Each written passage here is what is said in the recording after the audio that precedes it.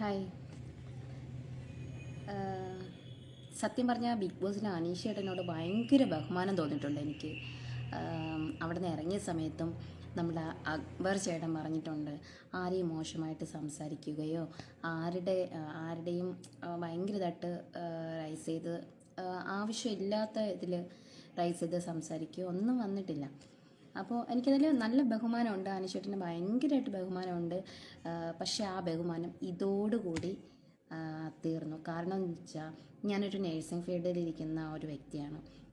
Maternity leave എന്ന് പറയുന്നത് എല്ലാ പെൺകുട്ടികൾക്കും നമ്മൾ കൊടുക്കേണ്ട ഒരു ലീവാണ്. അത് പ്രസവത്തിന് മുന്നേ ഇരുന്നാലും പ്രസവ ശേഷമായിരുന്നാലും നമ്മൾ എടുക്കേണ്ട അത്യാവശ്യമായിട്ടുള്ള ലീവാണ്. അത് കൊടുക്കാൻ പാടില്ല എന്ന് പറഞ്ഞതിൽ എനിക്ക് ഒരു യോജിപ്പും ഇല്ല. കാരണം എന്തെന്ന് വെച്ചാൽ അത് ഞങ്ങളുടെ അവകാശമാണ്. മനസ്സിലായോ?